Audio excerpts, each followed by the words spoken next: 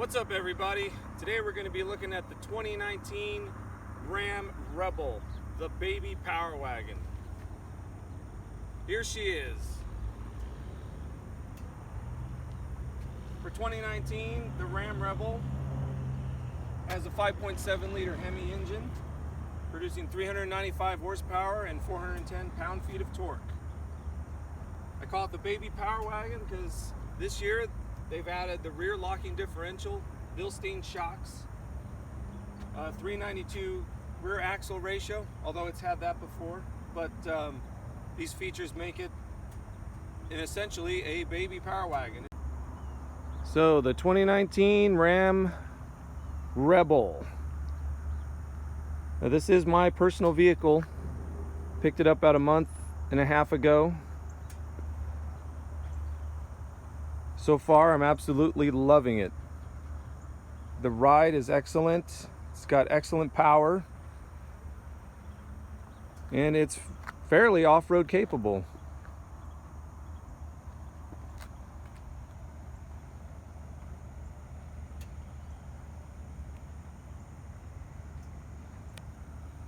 You can see it comes with 33-inch Goodyear Duratrac tires. I believe the size is 275/70/16. Take a quick walk around.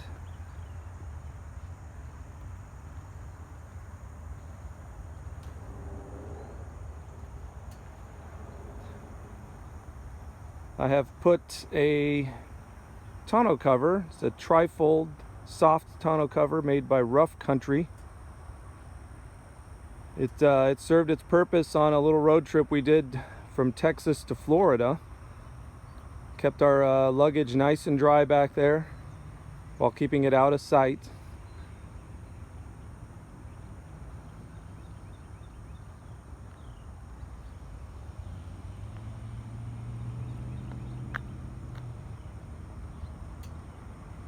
Let's take a look inside the 2019 Ram Rebel.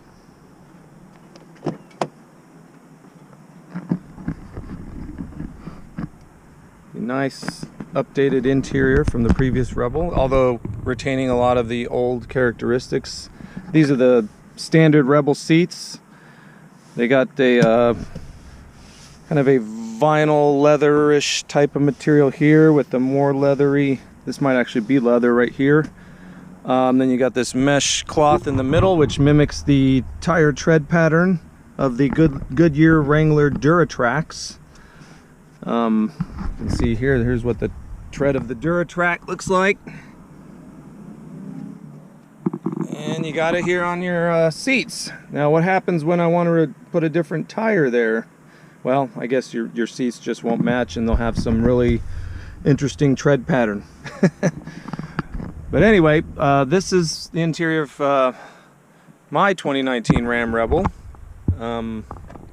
This one came with the 12-inch touchscreen. You can see it right there.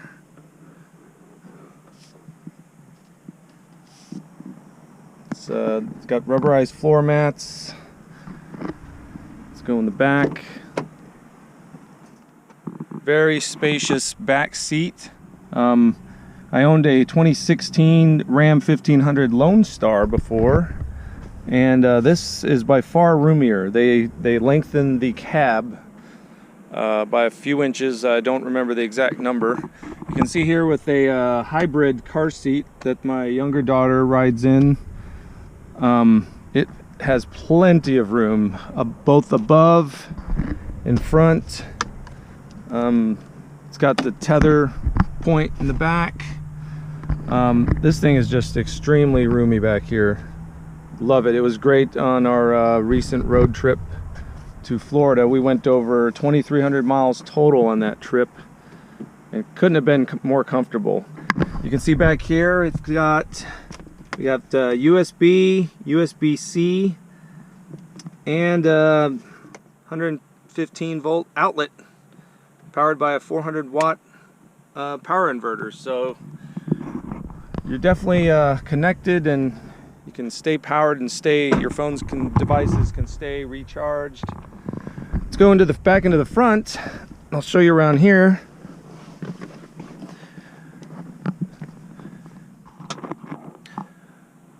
Let's see. Go ahead and start it up. You can hear that 5.7 liter Hemi come to life.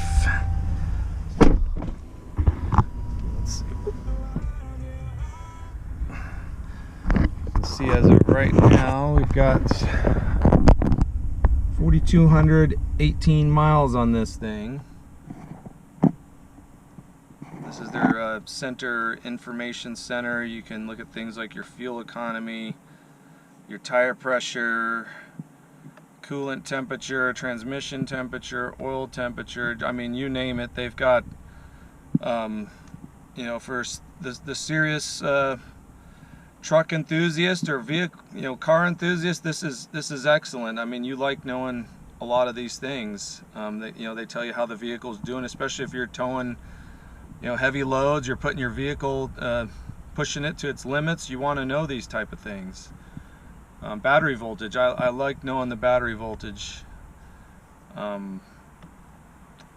Here you got your how not just how many miles is on the vehicle, but this will tell you how many hours it's been idling, how many hours it's been driving. It gives you an idea, are these miles highway miles on the vehicle, or are they you know, city miles, or, you know, stop and go traffic miles. You can see here, having put most of those miles driving on the road, we've got a majority of driving hours, I should say, 100 driving hours. This air pressure tire pressure monitoring system is excellent. For the Rebel, they have a feature where when you air up the tires, it'll honk at you when it reaches the factory recommended tire pressure setting, which I thought was really cool. We took this thing off-road. I aired the tires down for a better ride and more comfort on the trail, and bigger footprint for the tire. And when it came to airing up the tires, I didn't have my pressure gauge with me, so having that feature was excellent. That way I didn't have to keep checking back and forth. Is it at the right pressure? I just aired it up until it honked and went on to the next tire. So I thought that was a really great feature. Very thoughtful of them to put that in there, and hopefully they have that on like the newer Wranglers and other off-road vehicles and stuff. So getting back to the Rebel here, so that's what we got going on there. You can see this is the 12-inch infotainment, Uconnect as they call it. Right now I have it on the split screen. You can also you can use like the entire 12-inch screen for your navigation, or even your radio. In this case you got Sirius. It has the Alpine system, very good sounding system. I mean, with the subwoofer, I haven't even, it's not in its usual location here. Down here you got the dial shifter, which people either love or hate. Push button start. I find I really don't, I like manual transmission, so you know, any automatic to me seems kind of lifeless and boring, but this one especially is just a knob. One time I did catch myself trying to adjust the volume on that, but once I got over that first time, I was able to not think of it that way. But here you got your four-wheel drive settings as an actual four-wheel drive transfer case.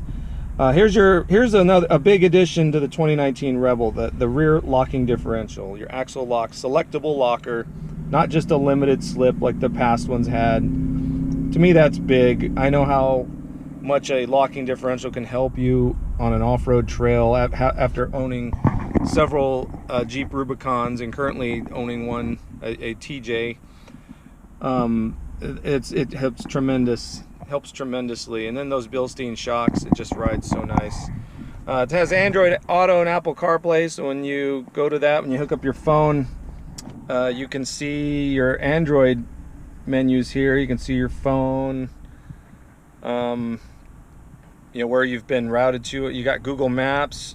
You can also switch over and run Waze instead. This is pretty big because I mean you don't even need the car's navigation, although I still like having that if you're venturing in a place where there's no cell phone coverage. I mean, this is pretty much going to be useless. You got music, whatever apps you have. Not every app, but a lot of them will work depending on Apple CarPlay or Android Auto. To me, that's really cool, especially since they added aerial photos to the Google Maps. I really like that. And it's pinch to zoom. Even on the regular nav screen, you can pinch. That's just amazing. I think they're light years ahead of some of the all the competition, other than maybe Tesla, which has a even bigger screen. This particular Rebel has the trailer brake control, and that information from that will display on your screen here. You got tow haul mode. You can turn your parking sensors off. Another thing people notice on this is the rear camera. The definition on it is so clear, and it gives you lines of travel depending on where your steering wheel is set and where the center hitch is. It's good for lining up a trailer. And you can look at that screen anytime. You can click on your backup camera even when you're driving down the highway to kind of check on your trailer, which that's a nice feature. Here's some controls for like heated seats, heated steering wheel, which this model has. This is really cool for your phone. It's got, first of all, you got your more USB ports here. You even have a place to put a CD in if you still listen to CDs. USB-C. You got another 115 volt outlet down here. And then when you plug in your phone, you can just slide it on here. It stays put, which is very nice. The center console, one of the best out there. I mean, they really did a good job of revamping this. You can move this tray back and forth. There's a ton of room. You open this up, there's even more room. And here's a neat little Easter egg. When you pull that down, you've got different model Rams etched into this piece of plastic, this divider here.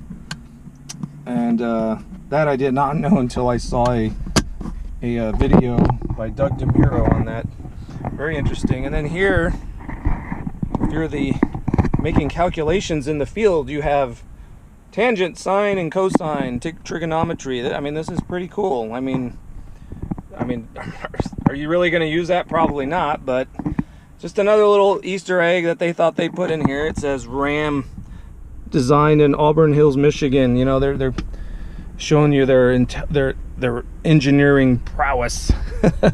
But needless to say, that's there. And then it also has this upper compartment, 2 more cup holders. I mean, this thing is just so roomy and spacious and luxurious. You have your glove box, and you even have this upper glove box, the Rebel logo. And even up here, you've got another little storage compartment and another. This is where you have the cigarette lighter style outlet. And so yeah, that's the interior of the Rebel. Let's pop the hood here, and we'll check out the engine. Check out the hardware.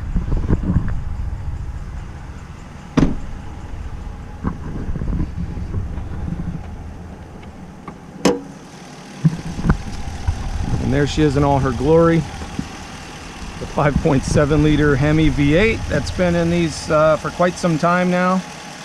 But you know what that means? That means having had it around so long, you think there wouldn't be as many issues with this. You know, they've probably gone through the works, you know, revised some things. Although I've read that there's people still have some issues with lifters or something. Not sure how true that is, but this is my my third vehicle with this engine in it, and the last 2 were great. I mean, I didn't own them for very long, but it was a solid engine, very powerful, very torquey. I can see why they're still using it again. It's, you know, if it's not broke, don't fix it. This one's got plenty of power and torque to do the job you need to do. And it just sounds great. Here, we'll give it a few blips, even though it's got just a stock exhaust. All right, let's see.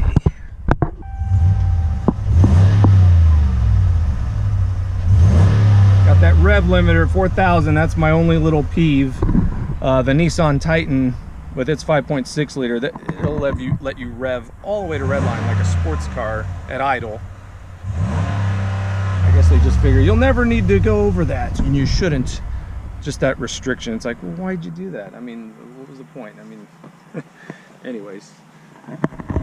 And you've seen the interior, we've seen the engine.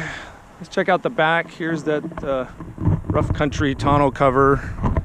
Yeah, not too thrilled that it's rough country, but sometimes you're in a pinch and you just want to get something that'll work on the fly, and it's done its job. It's really been a good quality tonneau cover. You can see plenty of room here in the 5'7" bed. You could have more room if you got the 6'4" bed and the quad cab instead of the crew cab, but this has been good for our needs so far. I mean, you pull the bed out, or the tailgate out, and you got a little bit more room. You could get one of the little gates that would enclose this. This tonneau cover works by these little clamps here. You just do that, you can fold it up. Doesn't fold up all the way, folds up to about here. And you gotta be careful because if you don't secure these, that'll poke into the material there. But I mean, it's got pretty good weather stripping on the sides. Nothing's gotten really wet at all back here. If it gets wet, it's probably items that are near the edge of the bed. You see, to put it back, just pull this down, pull that tight. Same thing here. And I really like this. You don't need to pull this up to close the bed. I had the older back flip covers, they had to do that. I heard the new ones you don't. So got nice dual exhausts, and they're black to match the bumper. So pins for your trailer. Well, now you've seen the truck, let's take your first spin. Thing we didn't look at, in case some of you are interested, this is the Windows sticker. As you can see, Ram 1500, you see the base price, standard equipment, the optional equipment. It has the customer preferred package, which has the trailer tow group, level 2 equipment group,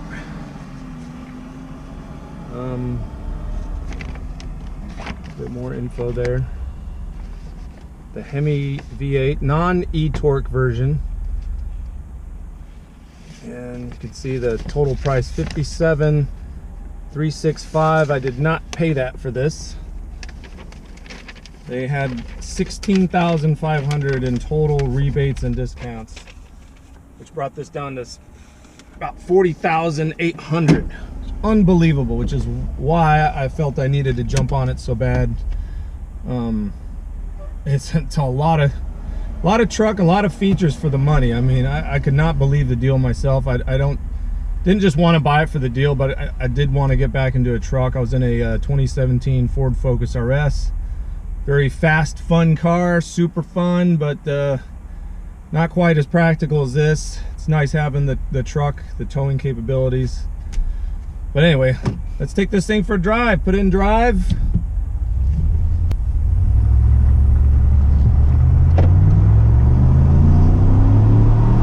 She'll fly if you give enough gas.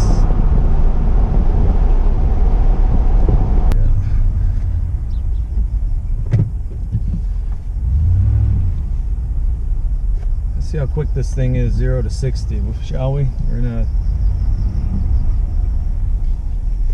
empty road here.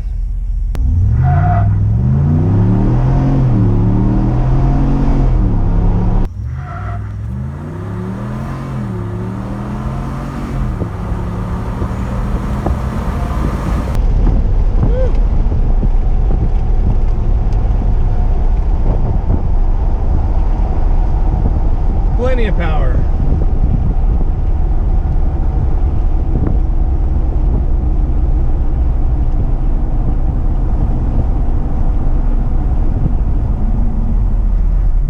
Brakes are pretty good too. I noticed the rotors have increased in size from the 2016 model I had. So, what are my impressions of this truck? Let me give you a little background. I've owned several Jeeps. I've owned performance cars that handle extremely well. This is kind of in the middle of everything. Not exactly, I don't think you can get the perfect vehicle. I've been trying to find that. The perfect mix of a utility slash off-road slash on-road performance. What sucks is you gain one area and you lose in another area, which is kind of why I have two different vehicles now to kind of satisfy two different needs. But I've also owned the Ram Power Wagon, which one of the most off-road capable trucks from the factory in terms of rock crawling style off-roading and utility. The Ford Raptor obviously is the other big one out there that everyone talks about. To me, that's more of a high-speed off-road vehicle, although it does have a rear locking differential, and you can take that off-roading, you know, even some rock crawling style off-roading trails as well. But the Power Wagon is, you know, comes with a winch, comes with lockers front and rear. It is, to me, that is the most off-road capable truck that you can buy. It's pretty much a Jeep Wrangler Rubicon in truck form, and it's a heavy-duty truck, although the off-road suspension lowers its payload and towing capacity down to what this is, which is why, as far as getting a truck, this is going to be just as much truck, although some people will say, well, they'd rather be towing something with that frame, that large of a, you know, heavy of a vehicle. Those things weigh 7,500 pounds, but this is like in the mid 5,000s. But I think for most intents and purposes, this will get the job done unless you're working on a farm and need to tow major stuff up, which at that point you might not want a Power Wagon. You might want a diesel 2,500 or 3,500. But this truck has adequate power. Its ride is excellent. It's like a luxury vehicle, a luxury car with, you're sitting up higher. You got a commanding view of the road.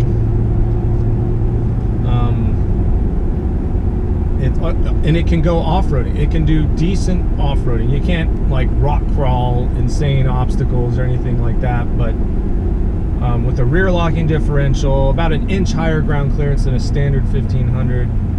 The bilstein shocks and the rear ones have the piggyback reservoir. It rides great.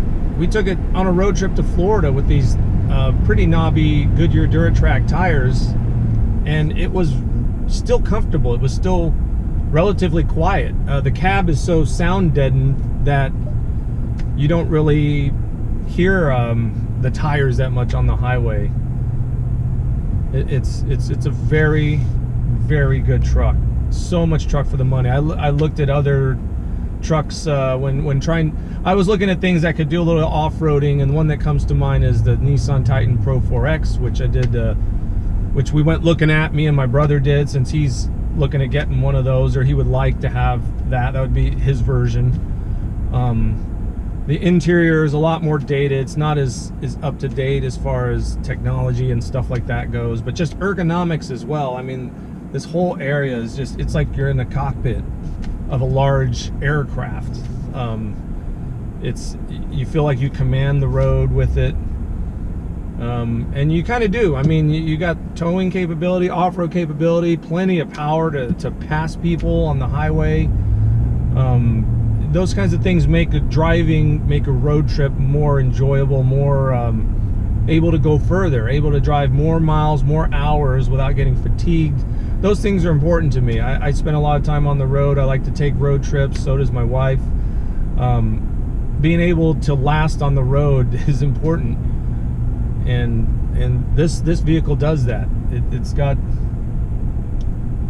a lot of what we need, and it's an excellent truck.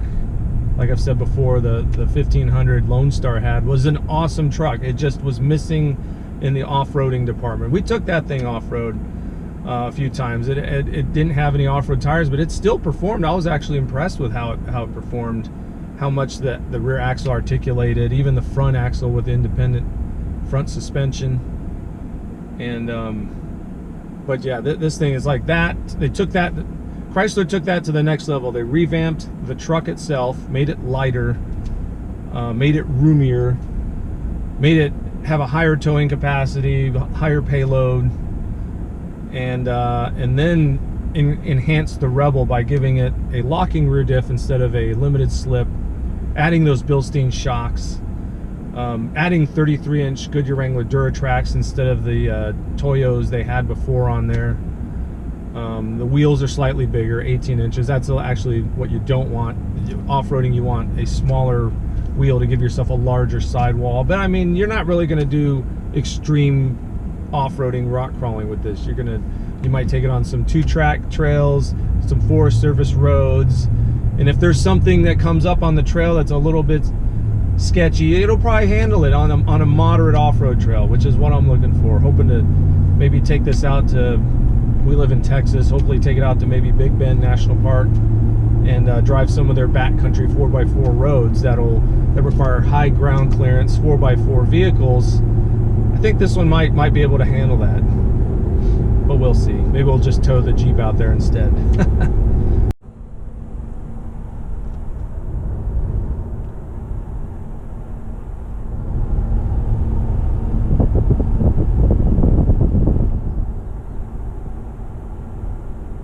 Nice and quiet and smooth.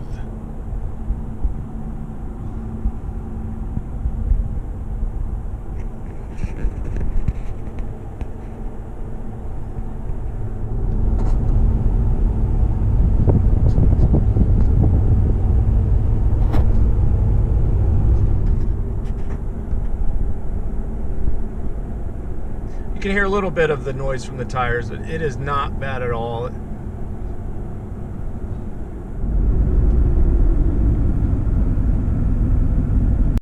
Well, folks, that wraps it up for this review of my 2019 Ram 1500 Rebel. Hopefully get this thing out on the trails next time and see how much the off-road features on this truck enhance its ability to go off-road.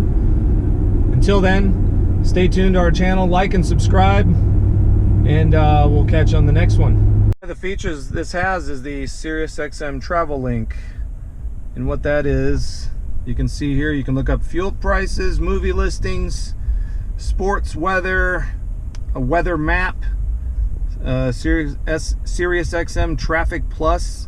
This is pretty cool. I mean, you can get all this on your smartphone, but you can't look at it on such a large, nice display as this. I mean, if you need to look up movies, it shows you where the nearest ones are. You can route to them. Sports, you can set your favorite sports team or league. Weather's pretty cool. Shows you forecast, and it based on your location, so when you travel it changes that. The weather map is pretty cool. It doesn't always load up right away. That's my one peeve I have about it. It just depends on the satellite signal, I guess. But you see, it's very detailed map, at least as far as the background map. And you can turn off radar, fronts. So yeah, this is the Sirius XM Travel Link.